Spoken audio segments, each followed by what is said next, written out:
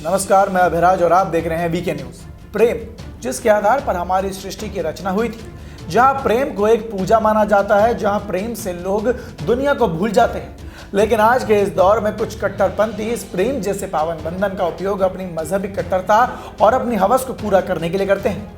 सिर्फ इतना ही नहीं, कुछ गैर सामाजिक तत्व अपने नापाक मंसूबों को पूरा करने के लिए झूठ और फरेब का सहारा भी लेते हैं और अपना नाम बदलकर मासूम हिंदू युवतियों को बहला फुसलाकर पहले उनका शोषण करते हैं और जब इससे भी उनका मन नहीं भरता तो उन पर शादी करने का दबाव बनाते हैं और फिर उन पर धर्म बदलने का जोर देते हैं। कई मामले तो ऐसे भी सामने आए हैं जिसमें जो लड़कियां इन जिहादियों की बात नहीं मानती, ये या तो उन्हें मौत के घाट उतार देते हैं या फिर उसकी अश्लील तस्वीरें और वीडियोस को सोशल मीडिया पर वायरल कर उन्हें दर दर की ठोकरें खाने के लिए छोड़ देते हैं।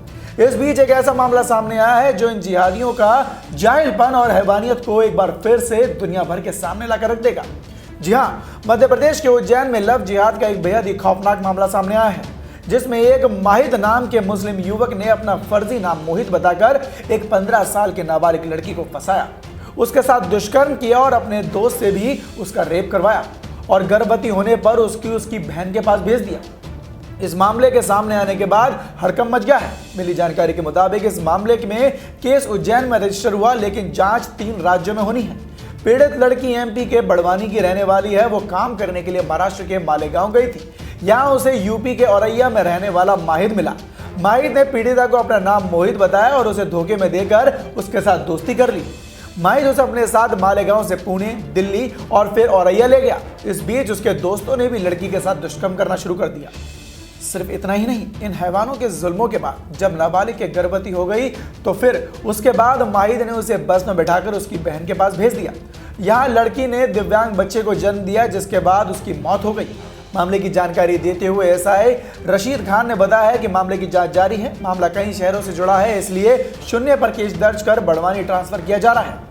इसी के साथ आपको यह भी बता दें कि जब नाबालिग की बहन ने उसे उज्जैन के अस्पताल में भर्ती कराया तो यहाँ पीड़िता के बगल में एक लड़की एडमिट थी।